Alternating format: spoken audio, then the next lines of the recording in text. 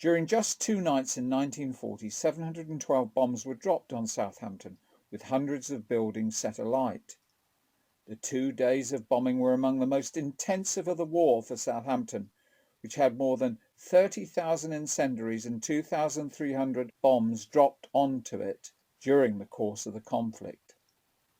During the nights of the 30th November and the 1st of December 1940, the Southampton Blitz reached its climax as the town came under sustained attack.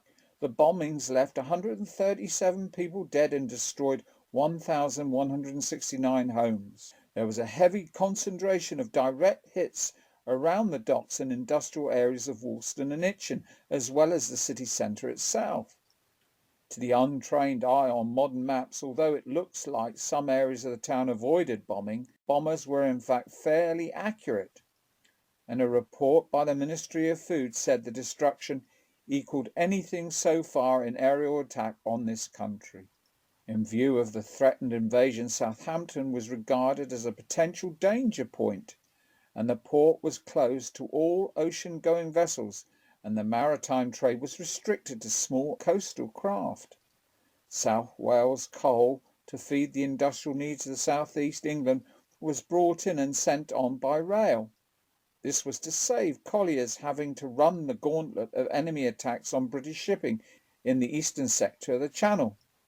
For their return voyages, they were loaded with pig iron and scrap metal, largely salvaged from Blitz premises, for the use of Welsh factories producing armaments.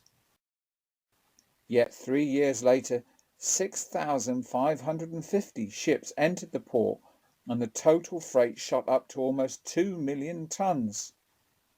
No one in 1941 could forecast such a swift recovery. Historic England go on to clarify that the town played a prominent role in the preparation and launching of Overlord, the name given for the military operation to liberate Europe. Debates still reverberate today about whether the town was finished in 1940, but the reality is, without Southampton, according to Major General Sir Nigel Holmes speaking in 1945, we could not have done D-Day. The smoky docks against which the Nazis had vainly sacrificed the cream of the Luftwaffe rumbled with the weight of British and American arms and equipment. GIs and lance corporals and grizzled civilian longshoremen worked the cranes and hooks that swung the martial wealth of the free world onto the soil of Britain. Here was Montana's copper, Australia's wheat, Pennsylvania's steel, Texas cattle, the nimble fingers of the women in the aircraft factories of California, the sweat and muscle of the Canadian mines.